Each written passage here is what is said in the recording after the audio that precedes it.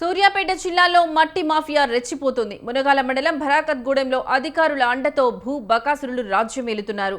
నాగార్జునసాగర్ ఆయకట్టు పరిధిలోని ప్రభుత్వ భూముల్లో మట్టి దందా జోరుగా కొనసాగుతోంది. మాజీ ఎమ్మెల్యే చందారావు కుమారుడు అనుమతుల పేరుతో అడ్డగోలు దందా నిర్వహిస్తున్నట్టు ప్రచారం జరుగుతోంది. కవరేజ్ కోసం వెళ్లిన మీడియా ప్రతినిధులకు బెదిరింపులు కూడా వచ్చాయి.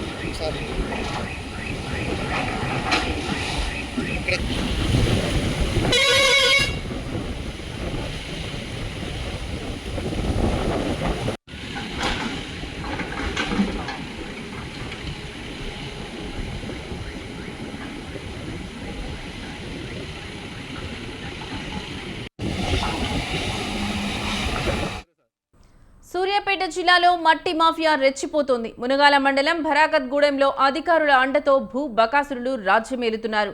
నాగార్జునసాగర్ ఆయకట్టు పరిధిలోని ప్రభుత్వ భూముల్లో మట్టి దందా జోరుగా కొనసాగుతోంది.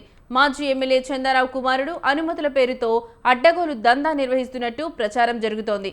కవరేజ్ కోసం వెళ్లిన మీడియా ప్రతినిధులకు కూడా బెదిరింపులు కాల్స్ వచ్చాయి. ఇక ఇదే అంశానికి సంబంధించిన మరింత సమాచారం మా కరెస్పాండెంట్ సైదులు ఫోన్ ద్వారా అందిస్తారు.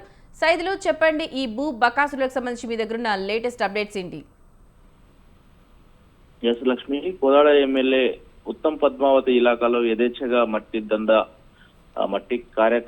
మట్టి మాఫియా కార్యకలాపాలు జోరుగా సాగుతున్నాయి. రాత్రి పగలు తేడా లేకుండా కూడా ఈ దందా జరుగుతున్నట్టు ఆరోపణలు వస్తున్నటువంటి పరిస్థితి కనిపిస్తా ఉంది. మొత్తంగా కోదాడ మాజీ ఎమ్మెల్యే చంద్రరావు కుమారుడే ఈ దందాకు పాల్పడుతున్నట్లు ప్రధానంగా అక్కడ ఆడియో కాల్ కు సంబంధించినటువంటి అంశం మీద తెరపైకి వచ్చేటువంటి పరిస్థితి కనిపిస్తుంది. మునగాల మండలం భరకత్గూడెం లిమిట్స్ లోని నాగార్జునసాగర్ ప్రాజెక్టు ఎడమ ఆయకట్టు పరిధిలో ఉన్నటువంటి ఏదైతే అక్కడ ఉన్నటువంటి ప్రభుత్వ భూమికి సంబంధించినటువంటి మట్టిని అక్రమార్జన కోసం ఇష్టానుసారంగా తరలిస్తున్నటువంటి పరిస్థితి కనిపిస్తా ఉంది. అయితే సాగర్ ఎడమ కాలువ ఏదైతే ఉందో ఈ ఆయకట్టు పరిధిలో ఉన్నటువంటి ప్రభుత్వ భూమి నుండి 500 క్యూబిక్ మీటర్లకు గతంలో ఫిబ్రవరి నెలలో పర్మిషన్ తీసుకున్నట్టు తెలుస్తుంది. అయితే ఇప్పుడు మాత్రం 5000 క్యూబిక్ మీటర్లకు పర్మిషన్ ఇచ్చారంటూ డాక్యుమెంటరీని ఎడిట్ చేసినట్టు అక్కడ ఉన్నటువంటి ప్రజలు పెద్ద ఎత్తున ఆరోపణలు చేస్తా ఉన్నారు. దాంతో ఎడిట్ చేసి అక్కడ ఉన్నటువంటి ఏదైతే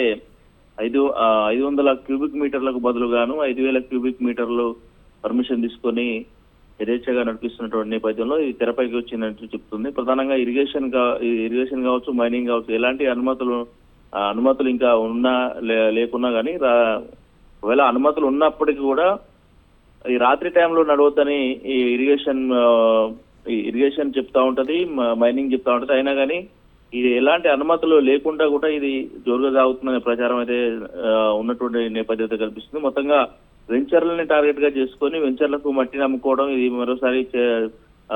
మరోసారి తెరపైకి రావడం అయితే చర్చనీయాంశంగా మారింది. మొత్తంగా కోదాడకు సంబంధించినటువంటి అంశం ఏదైతే ఉందో ఇది టోటల్ గా ఇది ఒక్కటనే కాదు, టోటల్ గా అక్కడ ఇసుక స్టాండ్ మాఫియా కావచ్చు, మట్టి మాఫియా కావచ్చు, ఇది ప్రధానంగా టోటల్ గా 2 months నుంచి యథేచ్ఛగా నడుస్తుంది. అక్కడ ఏ ఒక్క అధికారి కూడా దీనిపైన కన్నేసినటువంటి పాపన పోలేదంటూ అక్కడ ప్రజలు పెద్ద ఎత్తున ప్రతిపక్షాలు కూడా ఆరోపణలు చేస్తా ఉన్నాయి. ఇప్పటికైనా అధికారుల పర్యవేక్షణ తీరు స్పష్టంగా కనిపిస్తా ఉంది. అధికారులు ఎందుకు మౌనంగా ఉన్నారు అనే అంశాలకు సంబంధించి కూడా ఒక మాజీ ఎమ్మెల్యే చంద్రరావు కొడుకు కాబట్టే దీనికి సపోర్ట్ చేస్తా ఉన్నారా, దీనికి సంబంధించినటువంటి మీడియా ప్రతినిధులు ఎవరైతే ఉన్నారో కవరేజ్ కోసం వెళ్తే కెమెరాలు పెట్టండి, పెద్ద పెద్ద కెమెరాలు పెట్టండి అంటూ కూడా ప్రతినిధులను భయభ్రాంతులకు గురి చేస్తున్నటువంటి పరిస్థితి అక్కడ కనిపిస్తా ఉంది. మొత్తంగా అధికారుల ఫెయిలియర్ అని చెప్పొచ్చు. ఎందుకంటే అధికారుల పర్యవేక్షణ లోపం వెరీ స్పష్టంగా కనిపిస్తా ఉందని చెప్పొచ్చు లక్ష్మి. రైట్ సైదులు.